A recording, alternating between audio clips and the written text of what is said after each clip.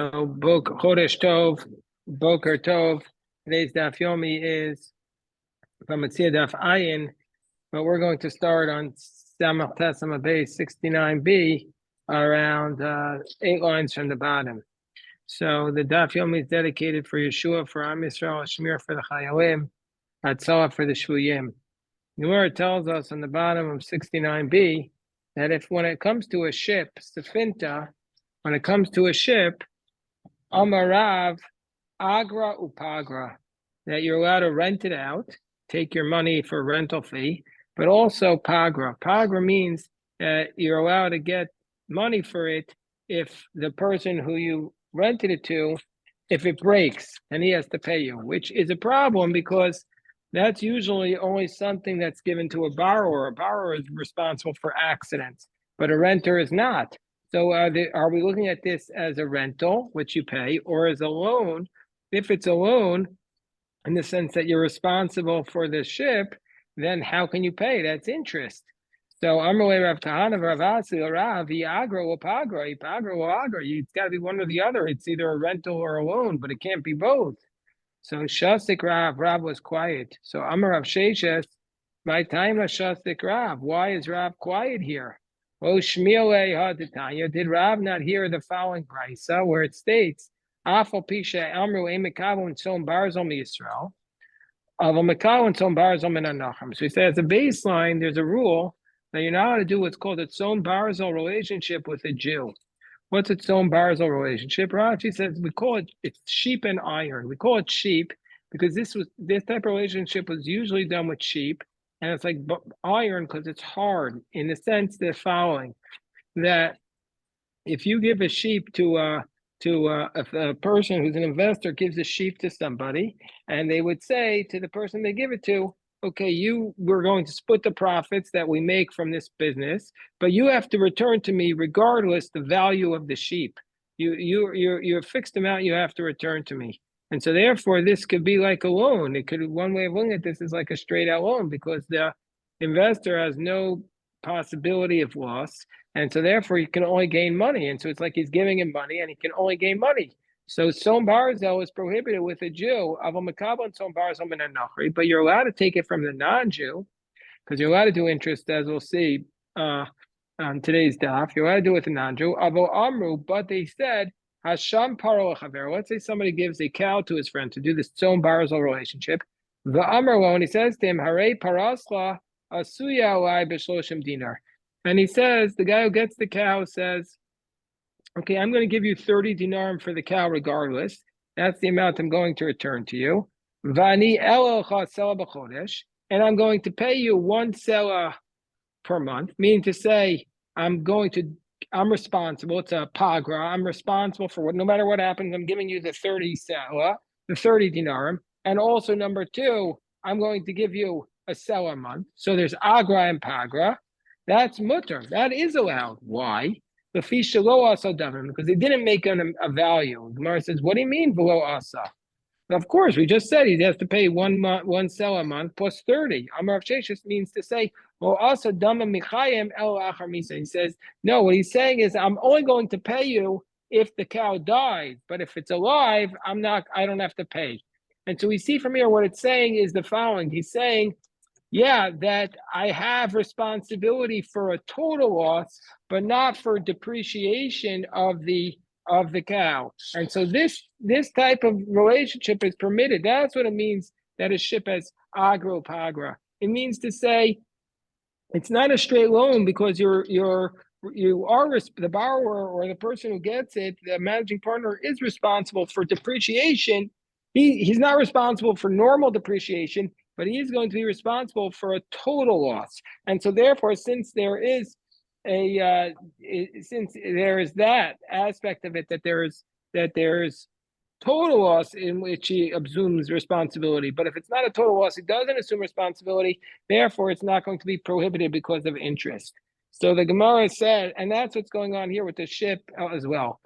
So Amar Papa Hilchasa Svina Agra Upagra says, in fact, that is the law that a ship you can do the rental, and you could also assume that the managing partner has full responsibility for the breaking, if the ship totally breaks, and the top of Ayin and Aleph. V'nagu b'nei Kufra. Kufra is the people of the ship. They're called Pnei Kufra because they used to line their boats with tar. They would do agra b'shas meshicha. When they got the boat, they would give the money, and pagra b'shas shvira. And if it broke, then they would pay for when it broke. So that was their practice. So the Gemara says, wait, why do we call this a minhag? Atu b'minhaga talia milsa. Why are we calling it a custom? You think just because it's their custom, it's allowed? So the Gemara says, no, mishum demasnisa tanya minhaga. No, it's just the fact that the Brisa uses the language that mishum demasnisa tanya, because the Brisa said it's permitted, therefore minhaga. Therefore they had a practice to do that. So now we see that that's one way of doing interest, and now the Gemara is going to tell us another way. Amar Ravanan, Amar Shmuel. So Ravanan quoted Shmuel as saying, Mo shall yisomim. If let's say there's an orphan, mutar al vosam baribis. That if there's an orphan, if you have the money of orphans, presumably these are children who are orphans, and there's an executor who's managing their money, he's allowed to lend their money out at interest. Amar Rav Nachman. So Rav Nachman says, Mishum diyasme ninu sapino lahu isura. So he says because they're orphans, just because they're orphans, therefore for that reason you're going to allow them to do a prohibition. Yasmi da'achli delavdi dayu. If in fact there's an orphan that's going to eat something that's going to consume his money in a prohibited manner, lizlu bazar shavkayu. He's going to end up like the person who made him an orphan in the first place. Meaning to say, if he's going to be dealing with money at interest, he's going to die like his parents did. He's going to be punished. So Amar way. So therefore, Rav Nachman said to Rav Hanan, you said that Shmuel said that the people who manage the orphans' money can charge interest. Tell me tell me the facts. I don't trust the statement you made. I think I need to hear the facts. So Amaleyahu Duda the Bnei Mar Ukva. So he says that's because there was a pot that the children of Mar Ukva had. So Mar Ukva died, and his children were being raised by Shmuel. So his children died, and their father left them a big copper pot, which they used to rent out to people. So and Takov Yavway, Takov Shakaway. So he would weigh it, and he would give it to them, and then he would weigh it when he took it back. Meaning to say he's weighing the pot when he rented it out, and he weighed the pot when they took it back to make sure there was no depreciation. And he took money. He took the money for the rental fee, and he took the money for the depreciation. Basically, so he's viewing it as both a loan and a rental. And so that's a proof that you could take interest. Now, agra. So why is he able to take both? It must be that there's no interest with when orphans can deal in interest. Amrulay, so no. Rav Nachman said to Rav Hanan, no, that's a different case. Kiha, a case like that, afilu b'diknani nami shari l'me'eved. Well, a case like that, even older people are allowed to do it. So someone is saying, from the fact he says older people are not an adult, it means to say that an orphan is considered to be like under the cord until he starts to shave, until they're older enough, because the diknani is like a zakin, a beard. Anyway, he says that is actually permitted. Why?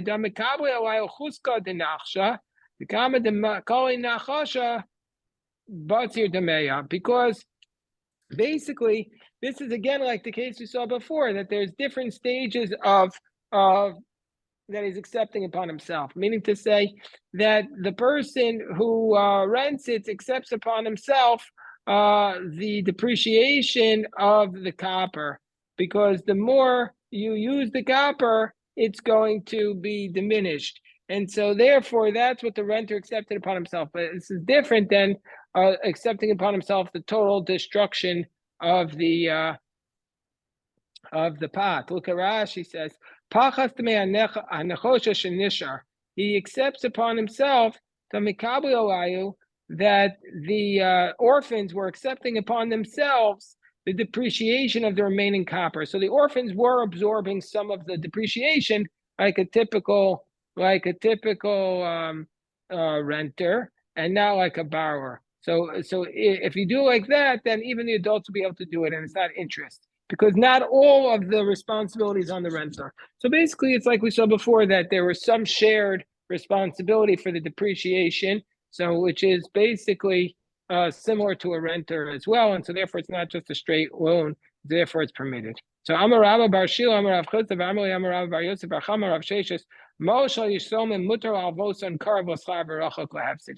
So normally we have a problem if you do a business relationship where it's very clearly that the investor gets all the profits and none of the losses, or an unusual amount, like beyond the standard norm of profits in this relationship and loss, and that's clearly not a business partnership but a loan. But orphan is allowed to do that. The orphans, we allow you to do it with the money of the orphans. Tana Rabbanan, because it's not biblical interest, it's just rabbinic interest. So the Gemara says, Tana Rabbanan, but if you do it the opposite, that if you do that, if you're not an orphan, then we call you a wicked person. But if the person who gives the money, he gets most of the losses and much less of the profits, we call such a person a pious person, chassid. Let's say it's that they both share the profits and they share the losses. Zui midas kol adam. That's the normal manner. But we said yesterday that you have to pay the person. You have to give a fee to the managing partner. Amalei Rabba, like a salary. Otherwise, it could be interest. Amalei Rabba Rav Yosef Hani Zuzi Diasmi Hechen Avdino. Okay, how do we invest the orphans' money for them? So we put them in the court. We take their money to court. And then the court will just decide when they need the money, we'll spend it for the orphans, and we'll give them and we'll buy things for them. So they said that's a bad idea. You're destroying the principle. You have $1 million.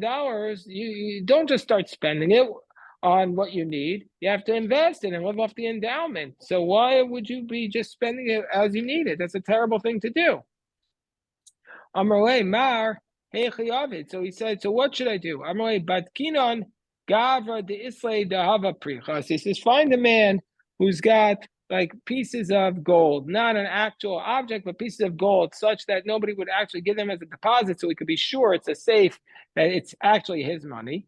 And then Vinaktinon Davamine, and take the money from him as a collateral. And then that person should lend out the money basically for us to take this person and give him your business, have him lend out the money,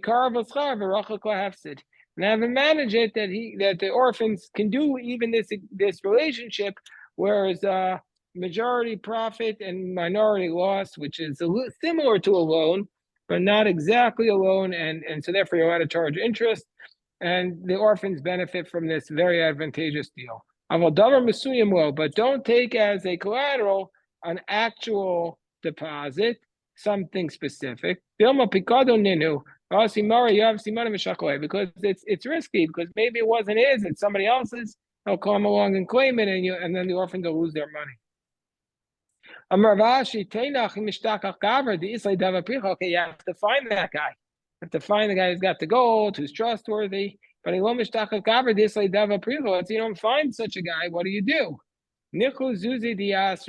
So the Gemara says, what you do is, if you don't find that guy, what's going to happen? Are we going to lose all the money of the orphan because you can't find the guy with these gold pieces? Elam Ravashi, so Ravashi gives a different answer.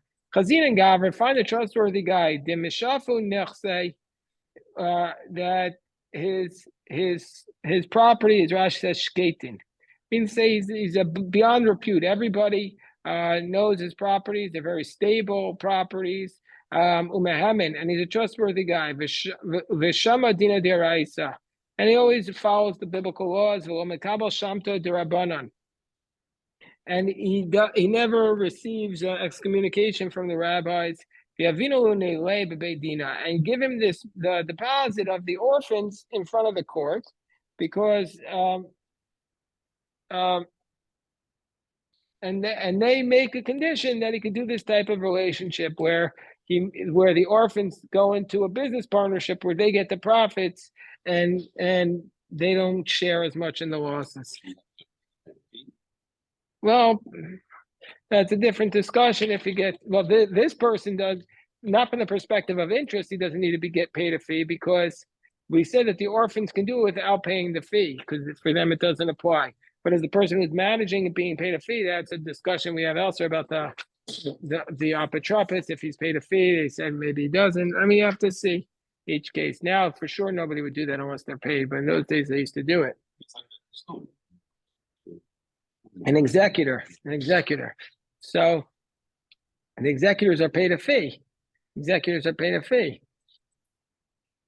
So we say, so now we start the Daf Ayin Amud Beis 70b. It says, "Ein mekablan son barzel." Says the Mishnah, "Ein mekablan son barzel yisrom neshu ribbis." This is what we talked about. This relationship on the bottom of 69b. Now you can't do this sheep iron relationship where basically you give the sheep to the investor, and the investor gives you the share of the profits, but no matter what, he's going to give you back this value of the sheep because that's actually also another way of looking at that is it's a loan, an unspecified amount of interest. But you could do this with the non-Jew. And you can borrow from the non-Jew and you can lend them on interest. Also by a ger toshav. What's a ger toshav?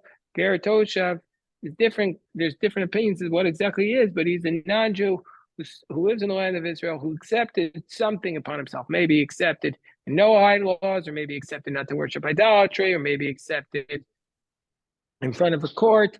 But this is like a quasi-resident alien that you can lend them at interest. Malva Yisrael Ma'osav Shalakom Midas Akom Avalo Midas Yisrael. So a Jew is allowed to lend the money of the idolater to a Jew. He's allowed to take the idolater's money and lend it to a Jew because it's considered like the idolater is doing it. If the idolater has basically directing him, but he shouldn't do it without the knowledge of the non-Jew, because since the Jew is basically then lending it out, that's considered interest. And Gemara is going to talk about exactly what this case is on 71b. So the Gemara tells us, but anyway, going back to this case of Tzom Barzel, that you're allowed to do it with a non-Jew, but now with a Jew. So the reason why you can't do it with the Jew is because the presumption is that the sheep is basically going to be under the non-Jew's under the person you give it to, the managing partner's responsibility. And so therefore, and it's as though he acquired it. And so therefore, if he's going to get the profits, he's getting a interest because you basically gave it to him. It's in his possession. And now he's giving you money and he has to return it to you. So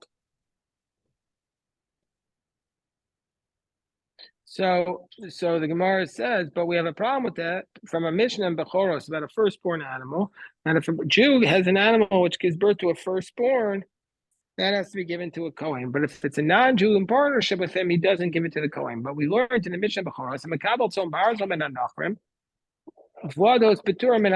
let's say you do this type of relationship of Tzom Barzo with the non-Jew, and the non-Jew gives you your sheep, and you gave birth, and the sheep gives birth to offspring, the firstborn law don't apply because it's still the non-Jews, it's not yours. So that contradicts our Mishnah. So it depends if the person who's watching the sheep accepts upon himself depreciation and loss, or if the person who's the investor accepts upon himself. So in the case of the Mishnah in Bechoros, the investor, the non-Jew, accepted the depreciation and loss upon himself. And so therefore it's still his animal, so it's exempt from the firstborn. Unlike in the case of our Mishnah where the investor does not accept loss and depreciation, and so therefore you can't do it because it's interest. So the Gemara says, so that's Abaye's answer.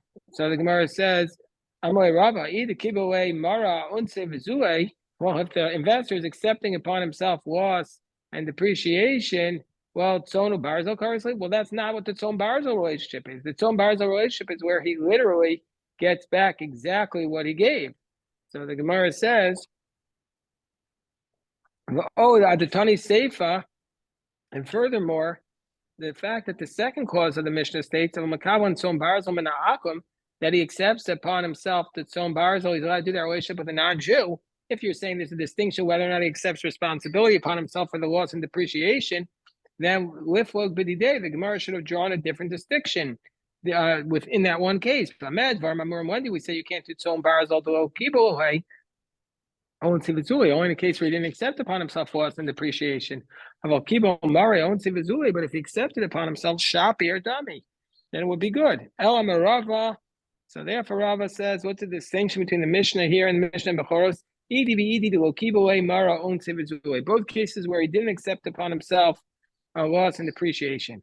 The Gabe Bechoros, Hainu Tam Devlados Petur Min Bechoros. So why by firstborn animals is the firstborn exempt from the law of Bechor? Because if the Jew would say, I'm not going to give you back your money, the non-Jew will take his animal back. And if he won't find that animal, then he would just grab the offspring. It's like the non-Jew still has a hand in the pie. So the non-Jew still got a hand in the pie, then the laws of firstborn don't apply. So the Gemara in this context starts talking about whether or not you're allowed to lend money on interest to a non-Jew. The pasuk says in the Torah, it says "L'nachri tashich." It says to a non-Jew you shall lend money on interest, but not to your brother. The Rambam actually says that it's a mitzvah to lend to the idolater at interest. But the Gemara starts from the verse in Proverbs, which says "Marba hono beneshech v'tarbis," that somebody makes a lot of money with interest, l'chonein dalam, to the one who literally helps the poor, yik bitsenu, he will gather it up. Means say, if you make a lot of money off interest, God will take away your money. But the Gemara gives a different explanation. L'chonein dalam, what does it mean to the one who helps the poor? Amarav could go and shabor malka. Means if you make a lot of money on interest, Shabor the king will take it away and give it to his community. So now Rav Nachman cites his student Rav Huna. Rav Nachman says, Amri Huna, no, that what's this pasuk about? Nitzracha elo dafilu ribis to ove kochavim. That it's to tell us we know already that you're not allowed to lend money to a Jew. That's a straight verse. So why do we need this pasuk to tell us that if you lend money in interest, God's going to take it away? What's the whole purpose of the pasuk? Is to tell us you're not allowed to even do ribis with an idolater. That's what the pasuk is telling us, because we already know from the Torah that you can't do ribis with the Jews. So this verse from Proverbs is to tell us you can't even do interest with an idolater. So the Gemara says, what about the fact that our Mishnah, Rav Nachman, what about the fact that there's a pasuk that says "L'nachri tashich"? So there's a straight verse that says you can do interest to the idolater. The Gemara says, "My tashich."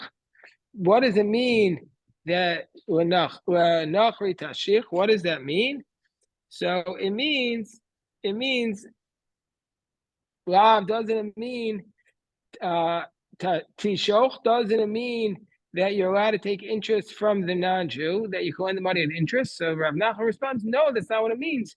Well, it means tashich, that means to say that you're allowed to borrow money from the non-Jew at interest. That's all it means. It's not meaning that you're allowed to charge him interest, but that you're allowed to pay him interest. So the Gemara says, Lo sagi the lav hachi.